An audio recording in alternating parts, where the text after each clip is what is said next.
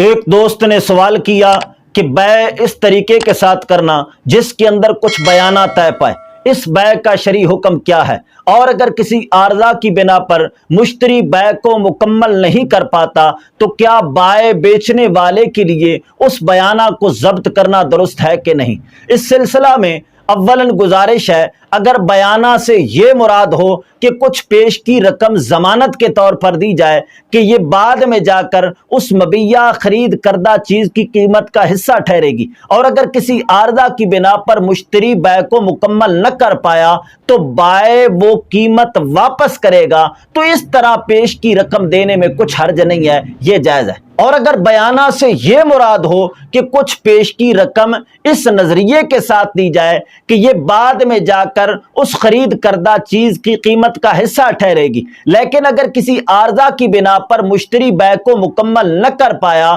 تو بائع یہ رقم ضبط کر لے گا، واپس نہیں دے گا، اس طرح بیانہ دینا جائز نہیں ہے اور یہ بیع ناجائز ہے۔ ابو داود شریف، ابن ماجہ، موطا امام مالک اور مشکاہ شریف کے اندر ہے، نہا رسول اللہ صلی اللہ تعالی علیہ وسلم عن بیع العربان، حضور اکرم صلی اللہ تعالی علیہ وسلم نے بیع عربان سے منع فرمایا۔ اور ابو داود شریف کے متن میں عربان کا معنی یہ بیان کیا گیا ہے، یشتری الرجل العبد او یتکار الدابۃ ثم یقول اوتیک دینارا علی انی ان ترکت الصلۃ بالکراء فما اعطیتک لک۔ فرمایا عربان کا معنی یہ ہے کہ کچھ پیش کی رقم اس نظریے کے ساتھ دی جائے کہ اگر مشتری بیع کو مکمل نہ کر پایا تو بائع اس رقم کو ضبط کر لے گا۔ فرمایا یہ عربان کا معنی ہے، اور حضور اکرم صلی اللہ تعالی علیہ وسلم نے ایسی بیع سے منع فرمایا ہے۔ اور مفتی احمد یار خان نعیمی، مرات المناجیح، جلد 4، صفحہ نمبر 299، باب المنہی عنہا من البیوع، الفصل الثانی،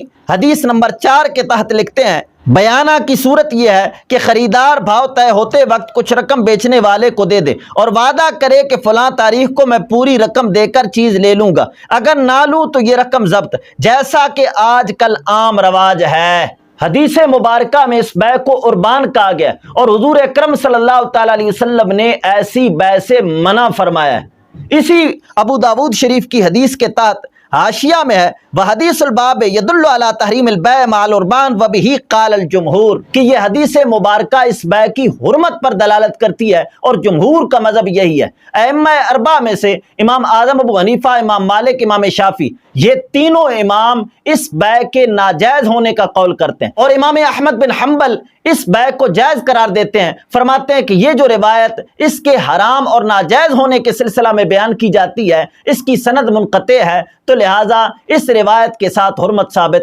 نہیں ہوتی۔ یہ تو ہے اس بیع کے جائز یا ناجائز ہونے کے سلسلہ میں ائمہ کا اختلاف۔ جمہور کا مذہب یہ ہے کہ یہ بیع ہی جائز نہیں ہے، اور امام احمد بن حنبل فرماتے ہیں یہ بیع جائز ہے، لیکن اگر کسی صورت میں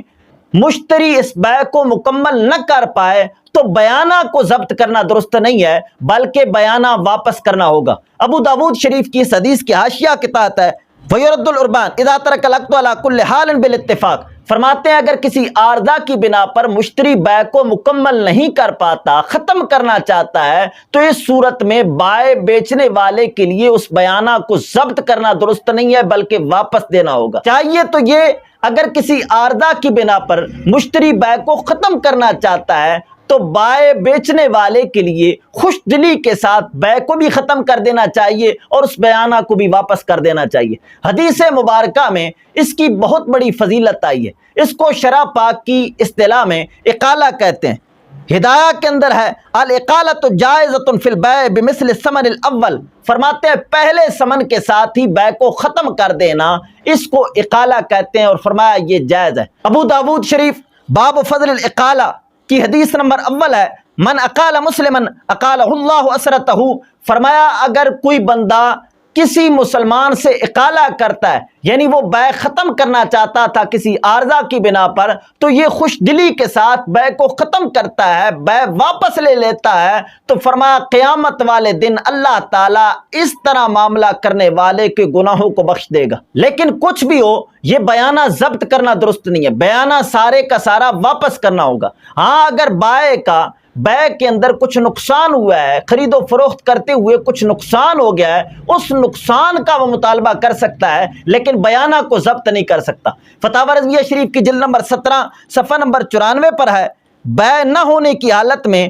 بیانہ ضبط کر لینا جیسا کہ جاہلوں میں رواج ہے ظلم صریح ہے۔ قال اللہ تعالی لا تأکلوا اموالکم بینکم بالباطل، فرماتے ہیں یہ بیانہ ضبط کرنا ظلم صریح ہے، ناحق طریقے کے ساتھ کسی کا مال کھانا ہے۔ اللہ تعالیٰ نے فرمایا لا تأکلوا اموالکم بینکم بالباطل، باطل طریقے کے ساتھ مال نہ کھاؤ، تو فرماتے ہیں یہ بیانہ ضبط کرنا باطل طریقے کے ساتھ کسی کا مال کھانا ہے۔ اور فتاوی فیض الرسول جلد نمبر 2 صفحہ نمبر 277 پر ہے، جبکہ بیچنے والے نے خریدار کے انکار کو مان لیا اور بیع کا فسخ منظور کر لیا تو بیانہ کی رقم واپس کرنا اس پر لازم ہے، اگر نہیں واپس کرے گا تو سخت گنہگار حق العبد میں گرفتار ہوگا۔ یعنی بیانہ ضبط کرنا درست نہیں ہے۔ ہاں اگر خرید و فروخت کرتے وقت اس کا کوئی نقصان ہو گیا ہے تو وہ اپنے نقصان کا مطالبہ کر سکتا ہے، لیکن بیانہ ضبط کرنا یہ جائز نہیں ہے۔